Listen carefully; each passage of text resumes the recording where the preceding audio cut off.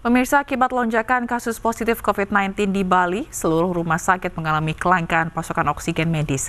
Untuk menjaga distribusi oksigen medis, Polda Bali menerjunkan sejumlah personilnya.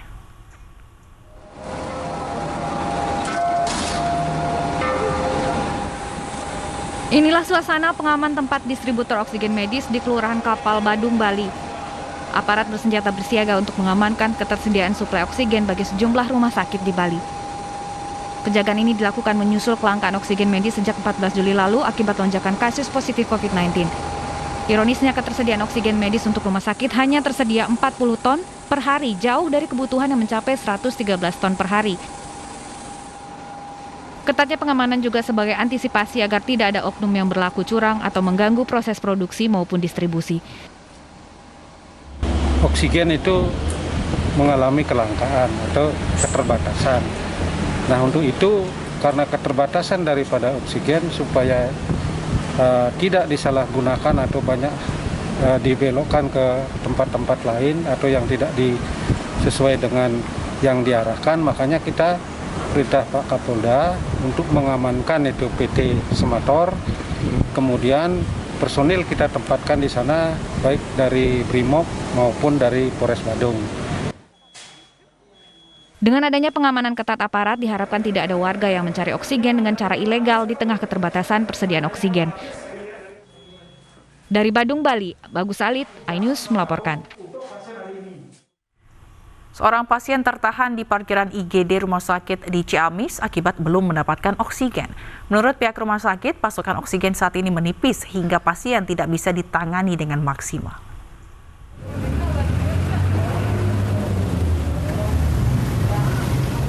Seorang pasien umum dengan gejala sesak nafas tertahan selama beberapa jam di parkiran Rumah Sakit Umum Dadi Keluarga Ciamis, Jawa Barat. Keterbatasan persediaan oksigen di rumah sakit ini menyebabkan penanganan pasien terhambat. Untuk kasus pasien terlantar akibat antri oksigen, pihak RSU menyatakan akan menindaklanjuti peristiwa ini. Untuk itu ya harus dilihat dulu ya kronologisnya, pasien tersebut datang, terus di triasenya mengarah ke mana, terus IGD kita kan ada dua ya, IGD untuk triase sama IGD untuk ruang sementara triase COVID. Melonjaknya penggunaan oksigen bagi pasien COVID menyebabkan persediaan oksigen terus menipis, terutama di Rumah Sakit Umum Dadi Keluarga. Untuk sementara, persediaan oksigen di rumah sakit ini masih tersedia hingga beberapa hari ke depan. Dari Ciamis, Jawa Barat, Acep Muslim, iNews melaporkan. Di tengah kelangkaan oksigen, seorang Babin Kamtibmas di Lampung Tengah, Lampung memiliki ide kreatif dengan membuat oksigen darurat. Oksigen darurat ini diciptakan dari peralatan akuarium.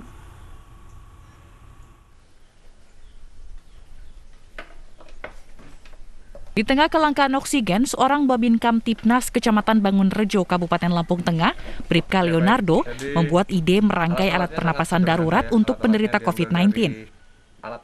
Alat ini digunakan untuk pertolongan pertama sebelum pasien mendapat pertolongan medis.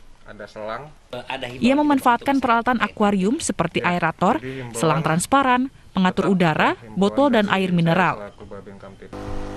Setelah alat terpasang, aerator berfungsi untuk menggerakkan oksigen.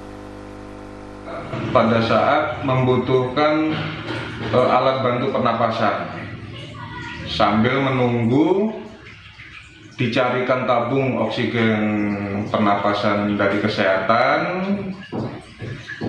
kita bisa memakai alat bantu pernapasan darurat ini yang dibuat dari akuarium. Dan ini sudah saya gunakan untuk menolong masyarakat saya ketika sedang membutuhkan alat bantu pernapasan secara darurat. Bribka Leonardo berharap ide kreatifnya ini dapat menjadi pertolongan pertama bagi pasien COVID-19 di tengah kelangkaan oksigen. Dari Lampung Tengah, Lampung, Roy Emperleoli, iNews melaporkan. Kabar tabung oksigen palsu yang membuat mati ikan para peternak diselidiki polisi. Tabung ternyata berisi oksigen kadar kemurniannya di bawah standar.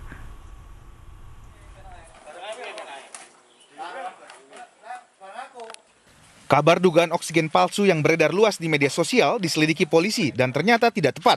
Sebelumnya, komunitas peternak ikan hias di Tulungagung, Jawa Timur mendapati ikan-ikannya yang di dalam plastik mati setelah diisi oksigen dari sebuah tabung. Peternak ikan menduga tabung diisi udara biasa dari kompresor mesin tambal ban.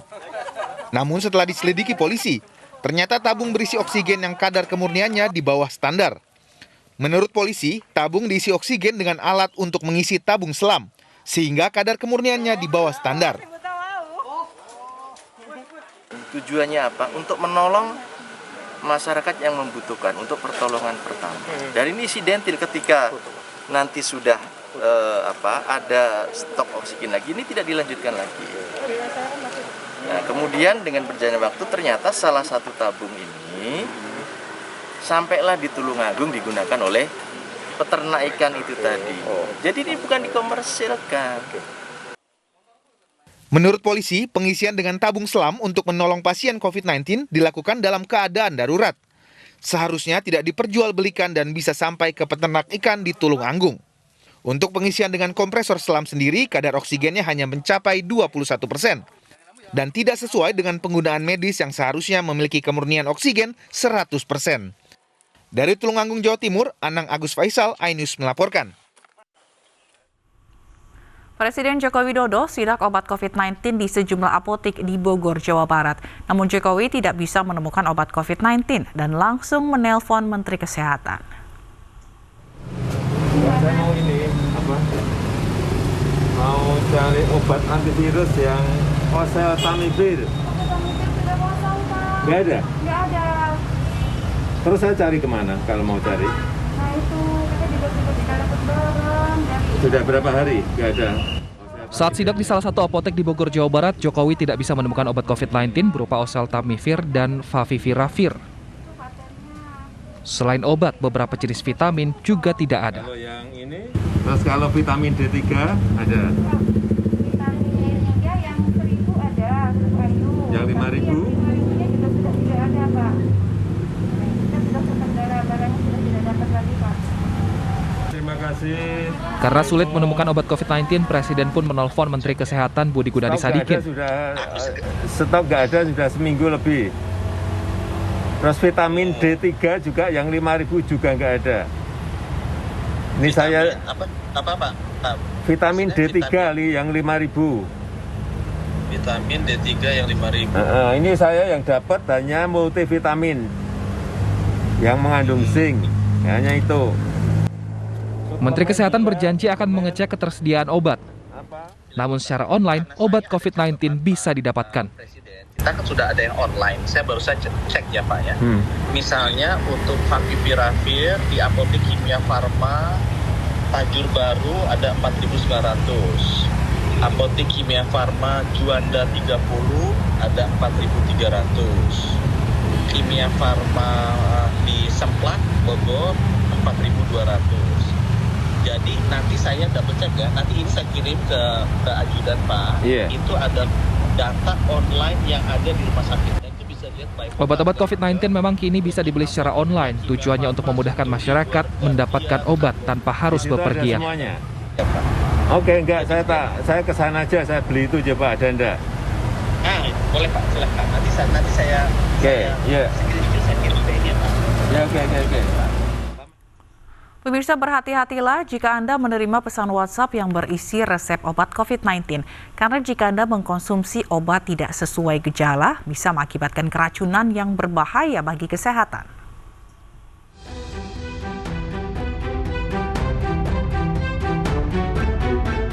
Meski pemerintah sudah mengeluarkan obat COVID-19 yang bisa dikonsumsi, namun masih beredar di masyarakat dan media sosial berbagai resep obat COVID-19 dari pasien COVID-19 yang sudah sembuh sebelumnya. Beberapa warganet pun mengeluhkan sejumlah gejala termasuk keluarga artis Natali Sarah. Adiknya yang positif COVID-19 malah bertambah sesak ketika mengkonsumsi resep obat yang diterima dari WhatsApp. Untuk menghindari hal ini kembali terjadi, pemerintah pun mengeluarkan layanan telemedicine untuk pasien isolasi mandiri sehingga obat yang dikonsumsi sesuai dengan gejala yang dialami. Pemerintah juga sudah menyiapkan 300.000 paket obat untuk memudahkan pasien positif. Melengkapi layanan kepada masyarakat yang akan melakukan isolasi secara mandiri maka pemerintah, dalam hal ini Kementerian Kesehatan, telah meluncurkan suatu pelayanan telemedicine yang akan diberikan secara gratis baik dalam hal konsultasi maupun paket obat isolasi mandiri. Diharapkan masyarakat bisa bijak ketika menerima pesan WhatsApp. Jangan sampai maksud baik malah jadi malapetaka. Tim Liputan iNews melaporkan. RSDC Wisma Atlet Kemayoran mengalami penurunan jumlah pasien pada 1 pekan terakhir. Pasien rawat inap berkurang sebanyak 86 orang. Hingga kini okupansi keterisian Wisma Atlet di tower 4 hingga 7 sebanyak 57,4%. Jumlah pasien RSDC Wisma Atlet Kemayoran Jakarta di tower 4, 5, 6, dan 7 terus menurun. Hingga Sabtu malam, jumlah pasien COVID-19 di RSDC Wisma Atlet berkurang 86 pasien. Hingga kini okupansi keterisian sebanyak 4.534 pasien dari gejala sedang ke berat. Angka ini menurun jika dibandingkan 3 pekan terakhir, terutama bulan Juni dengan angka keterisian mencapai 90%. Meski jumlah pasien di RSDC Wisma Atlet berkurang, namun sayang tren penambahan kasus harian COVID-19 masih tinggi. Dalam 24 jam terakhir, tercatat ada penambahan 45.416 orang yang terjangkit COVID-19 di Indonesia.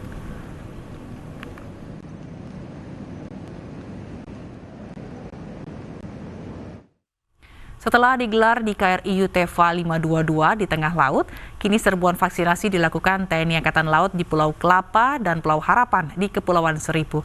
Sementara Korps Marinir menggelar vaksinasi massal kedua untuk keluarga marinir TNI AL di Kesatrian Marinir Cilandak, Jakarta Selatan.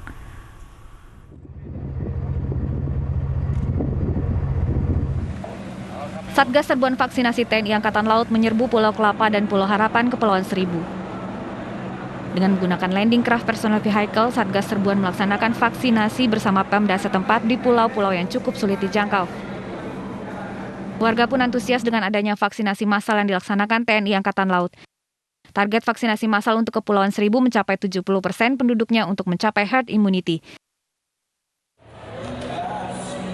Sementara itu, Korps Marinir Angkatan Laut mengadakan vaksin tahap 2 kepada istri dan anggota keluarga di Gedung Gada Kesatrian Marinir Hartono, Cilandak, Jakarta Selatan.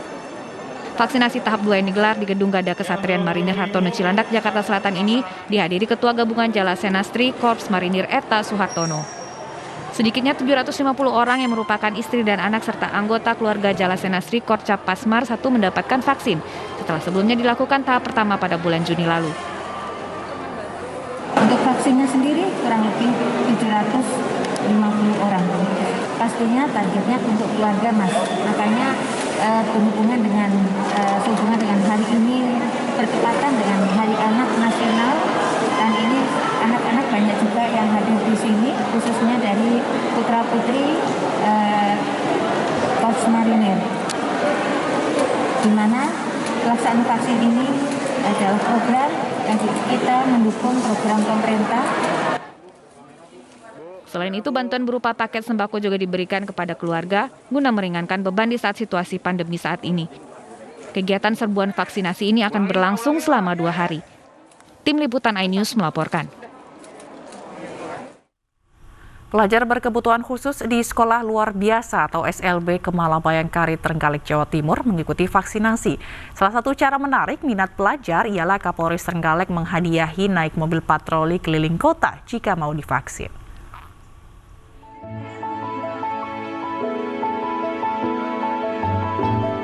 Berbagai cara dilakukan untuk menarik minat vaksinasi. Salah satunya dilakukan oleh Polres Trenggalek dan puskesmas setempat di SLB Kemala Bayangkari terhadap puluhan siswa-siswi berkebutuhan khusus. Mulai dari pemberian hadiah, diantaranya alat-alat sekolah, kursi roda, alat olahraga, serta hadiah lainnya. Vaksinasi 34 siswa-siswi SLB Kemala Bayangkari ini dilakukan sekaligus memperingati Hari Anak Nasional yang jatuh pada 23 Juli lalu. Salah satu siswa SLB tunanetra bernama Seger Subekti ini berprestasi dan memiliki suara yang merdu. Setelah divaksin, ia pun meminta hadiah kepada Kapolres untuk naik mobil patroli dan keliling kota karena bercita-cita mendengar suara sirine. Nah, itulah. Tuh, ini motor Terus cita-citanya seger Hari Anak Nasional tercapai. Nak liburan kan ngaturaken Pak Anton niki. Ya, oke, matur Pak Matur. Oke. Anjenengan ngaturaken wangsul nggih tahun niki. Iya. Diharapkan anak-anak berkebutuhan khusus di daerah lainnya juga semangat mengikuti vaksinasi agar kekebalan kelompok segera tercapai. Dari Trenggalek, Jawa Timur, Anang Agus Faisal, iNews melaporkan.